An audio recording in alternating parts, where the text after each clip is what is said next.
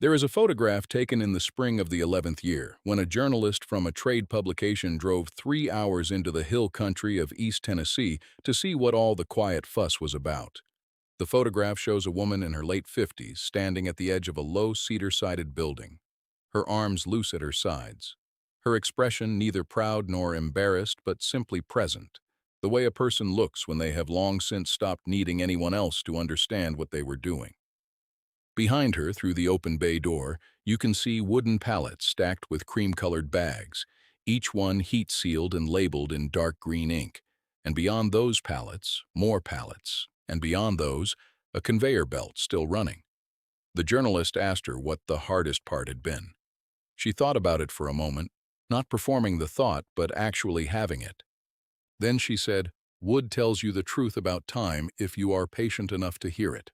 Then she went back inside, and the journalist wrote that down and did not fully understand it for another 2 years. This is the story of how a woman named Loretta Voss turned 9 years of other people's waste into a bedding company that cleared $240,000 in its third year of real operation, not by discovering something new, but by listening to something old that everyone around her had decided was no longer worth listening to. It begins, as most real things begin, not with an idea, but with a problem that would not go away. The sawmill had been there since before Loretta was born. It sat half a mile down the gravel road from the property her grandmother had left her, a 12-acre parcel of thin-soiled upland with a creek that ran reliable in spring and a south-facing slope that caught afternoon light until nearly dusk. For decades, the mill had been cutting white oak and black walnut and the occasional poplar, but in the early 2000s, the regional market shifted, and the mill's new owner, a man named Dale Pruitt, contracted with a timber company to process eastern red cedar, which had been spreading through the hill country pastures for 30 years, and which the timber company was harvesting on a large scale and selling primarily to the mid-range closet lining industry. Cedar was a different wood. It was fragrant and oily, and it threw off an enormous quantity of aromatic shavings, far more per board foot than hardwood, and the shavings had to go somewhere. The somewhere Dale Pruitt chose was Loretta's fence line. He had asked politely at first, in the way of a man who does not really expect to be told no. They would dump the shavings just on the other side of the property line, he said, which was technically not her property at all. It was the road easement, but close enough that the smell came through her screen door on warm evenings and the pale gold curls of cedar drifted across the fence and settled in her garden beds. He said it would not be a long-term arrangement. He said the company was looking at a composting operation. He said a lot of things. That was in the spring of the first year, and Loretta said, "All right, for now," and thought no more about it because she had other things to press her. Her husband Ellis had died the previous November after a long illness, and she was learning, at the age of 49, how to run a 12-acre property by herself. What she did, in those first weeks, was work. She cut back the overgrown orchard on the upper slope. She repointed the stone foundation on the old root cellar. She repaired the fence where a fallen hickory had taken out 2 sections in December. She was not a farmer in any commercial sense. She had kept a large kitchen garden and a small flock of laying hens for years, and Ellis had maintained 2 fields in hay that a neighbor leased for his cattle. She was a former high school science teacher, retired early at 45 when Ellis's illness made it necessary. And she had the habit of mind that goes with that profession, which is the habit of asking what something is actually doing rather than what it appears to be doing. In the second month of the cedar shavings arriving, she noticed that the pile had grown large enough to require attention. She could not ignore it. It was warm when she walked near it, which interested her scientifically. A pile of organic material decomposing in sufficient volume generates heat from microbial activity, and she knew this, had taught it. But she had never stood next to a pile of cedar shavings in late April and felt the warmth rising off it like bread from an oven. And the sensation made her stop and put her hand flat against the slope of the pile and hold it there for a long moment. She went into the house and found her grandmother's notebooks. Her grandmother, whose name was Ruth Calder before she married, had been a woman of unusual practical intelligence who kept detailed records of everything she observed on the property from 1951 until her death in 1989. The notebooks were composition books, 31 of them, filled with Ruth's small, neat hand, and Loretta had read them all once after the funeral and then stored them in the root cellar in a cedar chest, which was, she realized later, a detail of some irony. In the notebooks, Ruth had written extensively about cedar.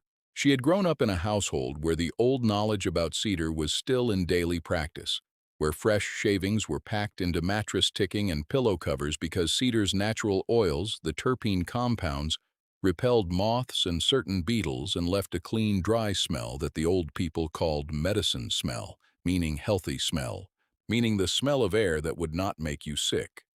Ruth had written, "The shavings must be changed when the smell fades because the oils move out into the air, and when the smell is gone, the work is done." She had written, "A mattress filled right with cedar will give good sleep for 2 years before it wants refreshing." She had written, "The insects know cedar is hostile to them long before you learn it from a book." Loretta read those passages standing in the root cellar with a lantern because the electric light had gone out again, and she read them twice, and then she went back out and stood at the fence looking at the growing pile of cedar shavings that Dale Pruitt's mill was delivering at no cost that amounted in that second month alone to something close to 4 cubic yards of aromatic, oil-rich, pest-repelling material. And she asked herself the question she would later describe as the only question that mattered. She said, "What is this, actually?" She started small. She had a hand-cranked grain mill she had used for years, and she adapted it, slowly and imperfectly, to break the shavings into a finer and more consistent size, what she would eventually call a medium mill, coarse enough to hold loft and allow air circulation, fine enough to pack evenly and not shift into lumps. She sewed 2 pillow covers from heavy unbleached muslin she bought at the fabric store in town, filled them with processed shavings, and put them on her bed.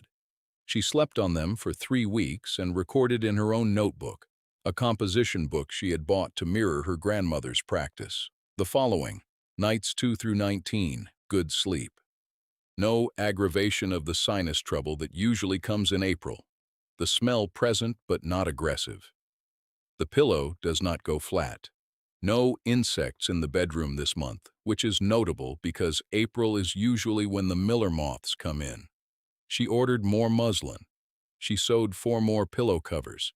She filled them and gave 2 to her nearest neighbor, a woman named Frances Okoro, who kept bees on the next ridge and who had the gift, rare in people, of treating experimental things with experimental openness. Frances tried the pillows for a month and reported that her husband's chronic nighttime sneezing, which they had assumed was a dust allergy, had stopped entirely, and that she had found no sign of the carpet beetles that had gotten into their wool blanket storage every spring for the previous 4 years. Loretta wrote those results down. Dale Pruitt came by in May of the 2nd year to check on the pile situation and to mention, in the cheerful manner of a man who is managing a slightly awkward arrangement, that the volume would be increasing over the summer as the mill had taken on additional cedar contracts. He seemed genuinely pleased to find Loretta showing no signs of distress about this. He told her she was a real good sport. He said most people would have made a fuss by now. She said, "I know." He said, "Well, you just let me know if it gets to be too much." She said, "I will." He got back in his truck and drove away, and she stood at the fence looking at the pile, which was by then perhaps 12 cubic yards, and she thought, more is fine. She had by that point sewn and tested 17 pillow covers, given 11 away to people she trusted to report honestly, and received back enough consistent data to know 3 things with certainty.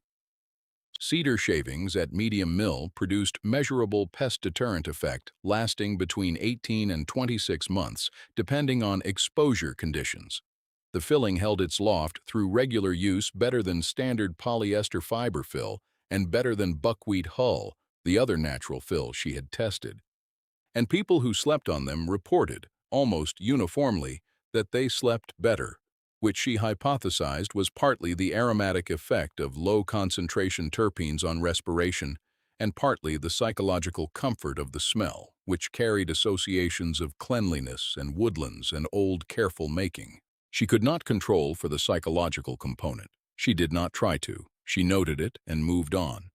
Her sister-in-law, a woman named Peg who lived in Knoxville and worked in commercial real estate and had a manner that managed to be simultaneously affectionate and faintly dismissive, drove out to visit in July of the second year and stood at the fence looking at the pile with an expression Loretta recognized as the expression of someone composing a concerned remark. Peg said, "Loretta, that man is using your property as a dump." Loretta said, "It's the easement, not the property." Peg said, "You know what I mean." She said, "Have you thought about talking to an attorney?" She said, "Ellis would have made him move it." Loretta said, "Ellis is not here." Then she offered Peg a cedar pillow and explained what she was testing. Peg held the pillow and smelled it and said, "Well, it is a nice smell." Then she set it down and said, "But honestly, Loretta, who is going to buy a pillow stuffed with sawdust?" Loretta said, "It is not sawdust." Peg said, "You know what I mean." Loretta said, "I do." She began to understand sometime in the third year that the work she was doing had two distinct phases that would never be obvious to an observer. The first phase was product development, which was the refining of the mill process, the testing of fill densities, the sourcing of cover fabrics, the iteration of the outer ticking design. The second phase was market understanding, which was slower and less satisfying and which could not be rushed. She had no background in commerce. Ellis had handled the small financial matters of the property and before him her father had, and she had spent her professional life in a school, which is an institution of unusual and comfortable indifference to market forces. She had to learn from first principles what she was selling and to whom and why they would choose it over the thing they were already buying. She drove to 3 craft fairs in the spring of the third year with a folding table and 40 pillow covers and a handwritten card that said, "Cedar Sleep Pillow, traditional aromatic fill, no synthetics, made in Overton County." She sold 29 of the 40, which she knew was a strong conversion rate before she knew enough to call it that. And more importantly, she talked to the people who bought them and the people who picked them up and put them down and walked away. And she learned that the people who walked away had walked away for 2 reasons, either the price, which was $22, or the appearance, which was plain to the point of severity. She thought about the price and decided it was correct and was not the variable to change. She thought about the appearance and went home and spent a month redesigning the outer cover to include a simple block print pattern she cut from a carved cedar block, a cedar sprig repeated in a diagonal grid, which added 12 minutes per pillow to the production time, but which tripled the stop and look rate when she went back to the next fair. She hired her first helper in the fall of the 4th year. His name was Marcus Webb, and he was 17 years old and had no particular interest in bedding or natural materials, but had a genuine mechanical aptitude and had noticed, over the course of 2 months of watching Loretta work the adapted grain mill through her fence-line workshop, that the mill's feed rate was inconsistent because the hopper angle was wrong. He had said so once directly and without preamble, and she had said, "Show me what you mean," and he had shown her, and she had watched and then said, "All right, fix it," and he had fixed it in an afternoon with a piece of scrap steel and 2 bolts, and after that the mill ran 20% faster with a 30% improvement in consistency of output. She paid him fairly from the beginning. She did not negotiate. She said, "This is what the work is worth," and he said, "That's fine." And they worked together 4 afternoons a week throughout his junior and senior years of high school, and he learned the whole process from intake of raw shavings to finished labeled bag. And she learned from him how to think about mechanical problems in terms of the system rather than the individual failure. Dale Pruitt came by in the early spring of the 5th year in a different mood than usual. He was not cheerful. He said the timber company had renewed the contract and the cedar volume was going to increase significantly, perhaps double. He said he wanted to make sure there was no issue. He said he would be happy to arrange trucking if she wanted any of the pile moved. He had the look of a man who was expecting a fight and had prepared his arguments and was slightly off balance to find no fight coming. Loretta said, "Double is fine." He said, "You're sure?" She said, "I am." He said, "I have to say, Loretta, you are the most patient person I have ever dealt with, and I've dealt with a lot of people." She said, "I'm not patient, I'm just working." He did not know what to make of that, and after a moment he nodded and got back in his truck and left. She was not being modest. Patience implies waiting for something to happen. She was not waiting. Every day was a working day.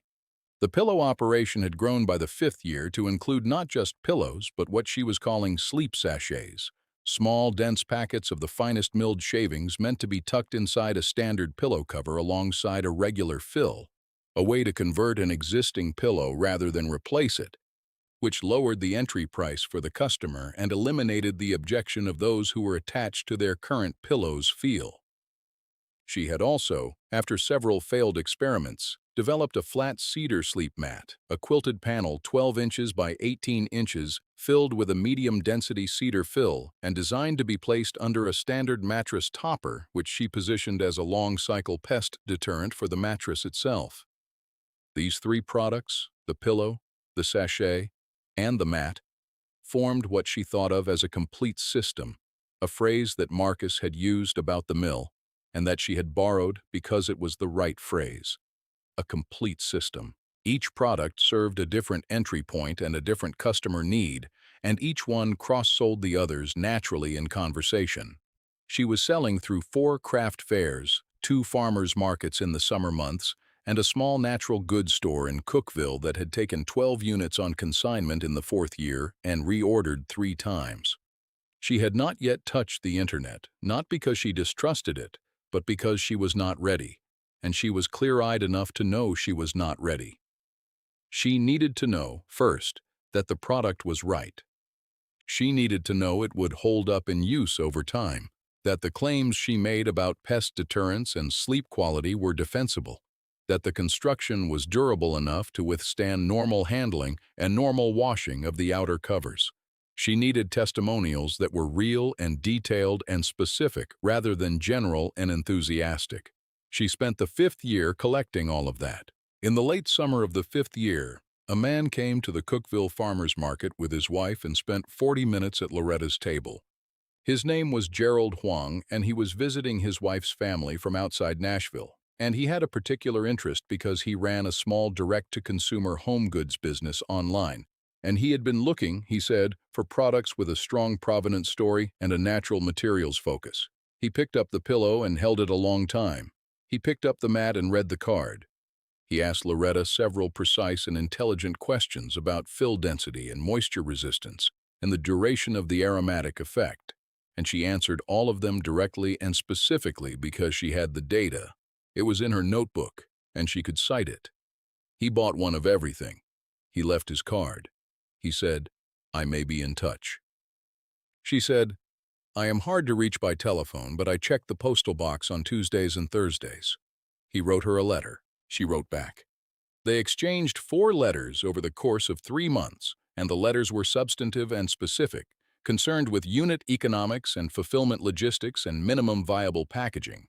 And at the end of the 4th letter, she agreed to supply him with 200 units on a quarterly basis at a wholesale price she had calculated to maintain her full margin, after accounting for Marcus's labor and her material costs, and a portion of her equipment depreciation. She wrote those numbers on a sheet of lined paper and checked them 3 times before she put them in the envelope. She was in the 6th year now. She had turned 55 in March. The pile at the fence line had grown through years of steady deliveries into an enormous and permanent-seeming feature of the landscape, 40-some cubic yards of aromatic cedar shavings that the local population had largely stopped noticing because it had simply been there so long. A few people knew she was using it for something. Most people assumed vaguely that she was mulching the garden with it, which was not entirely wrong since she did use some of the coarser material in the paths between the vegetable beds.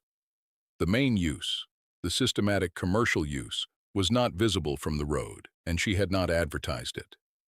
The woman who ran the county extension office, a tall, efficient woman named Sandra Coates, who had Loretta's genuine respect for her practical knowledge of local agriculture, stopped by in the 7th year to discuss the property's eligibility for a small business grant program the state was running for rural, home-based industries. Sandra had heard through the layered gossip of the county that Loretta was making and selling something. She was not sure what. She sat at the kitchen table and listened carefully while Loretta explained the operation, its inputs, its products, its current channels, its wholesale agreement with Gerald Huang's company. Sandra took careful notes. Then she said, "Loretta, why have you not done this on a larger scale before now?" Loretta said, "Because I was not ready before now." Sandra said, "How do you know you're ready now?" Loretta said, "I know every failure point in the system. If you know where it can break, you can build around it." Sandra wrote that down and underlined it. The grant was modest, $11,000, restricted to equipment purchases for rural home-based industries with demonstrated revenue. Loretta used it to buy a proper commercial shaving mill, purpose-built for aromatic wood, and a heat sealer for the inner bags, and a set of accurate postal scales. The new mill cut her processing time by more than half and improved the consistency of the medium mill output to something she could now call uniform and mean it. Marcus, who had by then graduated and was working for a truck repair shop but who had never entirely left, came back on weekends to learn the new equipment and to help reconfigure the workshop layout to accommodate the increased throughput. She filed a proper business entity in the 7th year, a limited liability company she named Calder Ridge Bedding after her grandmother's maiden name, and she had a lawyer in Cookville review the simple operating agreement, which cost $250, and which she considered the most important $250 she had spent on the business, because it established from the beginning that the company was a company and not a hobby. The website went up at the start of the 8th year, designed by Marcus's younger sister, who was studying design at community college and who did the initial work at a reduced rate in exchange for a portfolio piece. The photographs were taken by Loretta herself, with a camera she borrowed from the library's lending program, on an overcast morning in October when the light was flat and clean, and they showed the products on rough-cut cedar boards and aged linen with no artifice and no staging beyond what the objects themselves required. The product descriptions were written by Loretta and were notable for their specificity and their refusal to overstate. She wrote, "The aromatic effect of eastern red cedar terpenes on insect behavior has been documented in household use for more than a century. Our fill is processed from fresh shavings and will maintain active fragrance under normal bedroom conditions for between 18 and 24 months. We will tell you when to refresh it." That directness was, she would later understand, the most effective marketing she ever produced because it told the reader that she knew exactly what she was selling and exactly what it would and would not do. And in a market flooded with vague and extravagant claims, specificity was its own form of luxury. The first year of the website running, operating as a genuine sales channel rather than a digital business card, Calder Ridge Bedding brought in $68,000 in revenue. The second full year, it brought in $114,000. The third year, the year the journalist from the trade publication drove up from Nashville with her camera, it brought in $240,000, with a margin that Loretta was not asked about and did not volunteer. The lumber market shifted in the 9th year, as lumber markets do. The large timber company that had been supplying Dale Pruitt with cedar logs renegotiated its regional contracts and directed a substantial portion of its Tennessee cedar volume to a mill in another county that had just installed more efficient processing equipment. Pruitt's mill did not close, but the cedar volume dropped sharply, by nearly 60%, over the course of about 4 months. Pruitt came to tell Loretta personally, with an expression that mixed relief and something that took Loretta a moment to identify as guilt. He said, "I know this has been a situation for you over the years, and I am sorry we could not do better about it."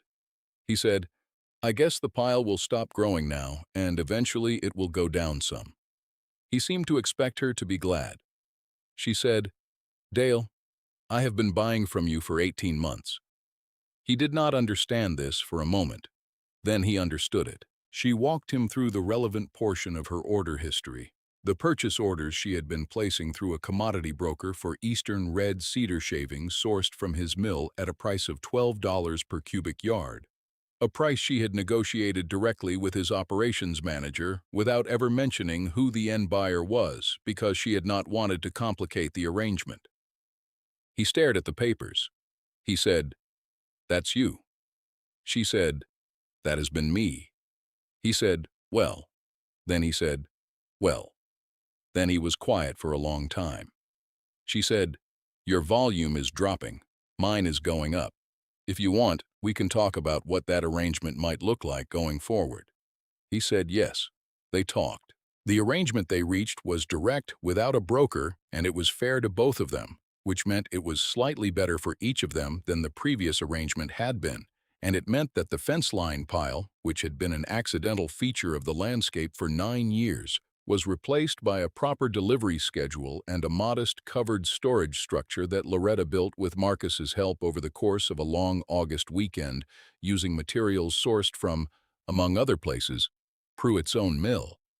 There is a notebook on the shelf in the Calder Ridge workshop, and it is not Loretta's notebook and not Ruth Calder's notebook, but a new one, started the year Marcus's younger sister came on full-time, and the year a woman named Patricia Webb, Marcus's mother, joined as the third regular employee.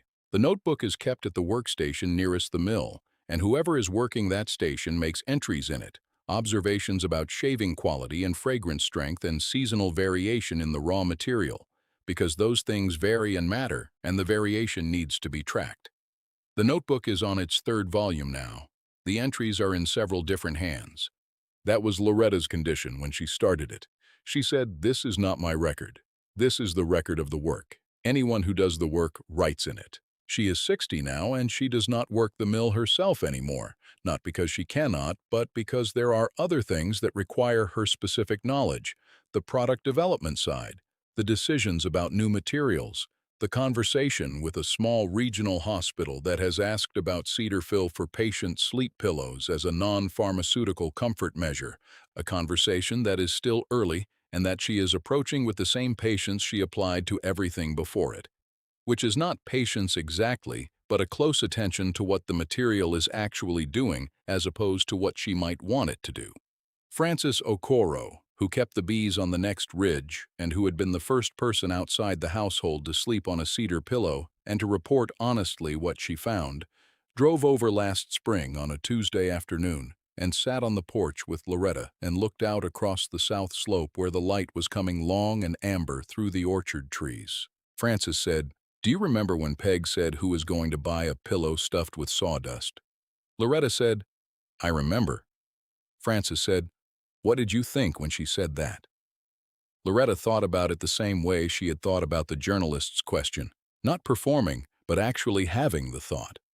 Then she said, "I thought she was asking the wrong question." Francis said, "What was the right question?" Loretta said, "Not who would buy it. What was it? You have to know what a thing is before you can know who needs it." Francis was quiet for a moment. Then she said, "And what was it?" Loretta looked out at the slope and the light in the old orchard and said, "It was 100 years of someone paying attention, sitting in a shaving pile waiting for someone else to pay attention."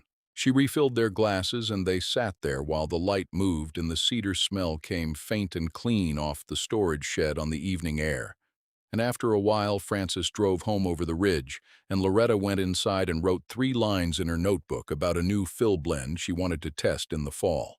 And then she turned off the light. The workshop is still there. The mill runs 4 days a week now. On the wall beside the delivery door there is a small framed card, put there by Marcus when the company reached its first 100,000 in revenue, and on the card in plain block letters are Ruth Calder's words from the 1963 notebook. "The wood knows more than the hand that cuts it." You have to be still long enough to learn. It is not a strategy. It is not a business philosophy. It is a sentence written by a woman who packed cedar shavings into her own pillow ticking 60 years before it became a revenue line on anyone's spreadsheet, because she had listened to the wood and the wood had told her the truth about time.